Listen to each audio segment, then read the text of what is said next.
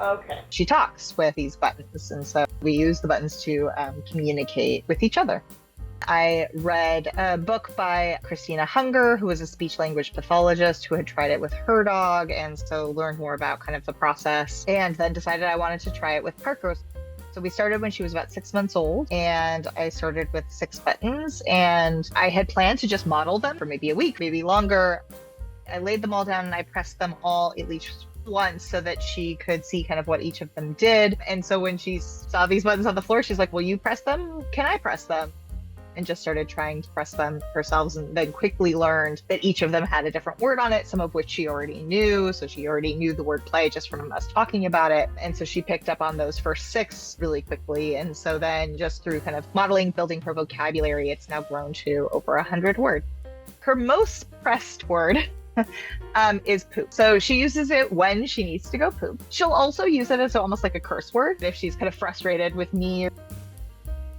So she's definitely got a lot of sass. If I say no to something, sometimes she'll just go over and hit the poop button as a reaction to that. She also, I think, sometimes hits it because she knows it gets a laugh, so she'll do it to be funny. But she also uses it because she knows it typically gets her access to the backyard. Sometimes when she presses the backyard button, I'll say, no, we're not going to do that right now. But if she presses poop, then I'm probably going to move with a bit more urgency. So she'll use it as a way to try and talk me into getting to take her to the backyard. She likes to be in control. Some of her other most pressed favorite buttons would be play. She loves to have me come over to her, stop what I'm doing and come pay attention to her, play with her. We do agility, we do barn hunts, fast pat. Her favorite thing in the world to do is play fetch.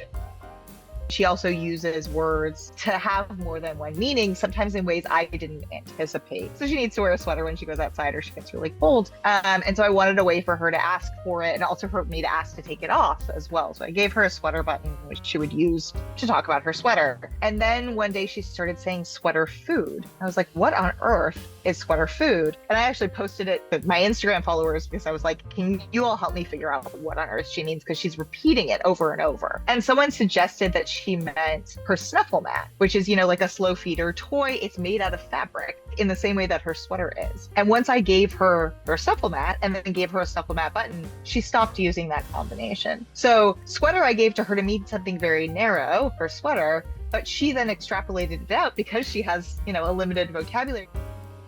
We also love to do meetups with other talking dogs, talking cats, talking guinea pigs, all sorts of animals. We get together sometimes, and she really liked that. But I feel like this has allowed Parker and me to connect and understand each other on a level that I didn't know was possible.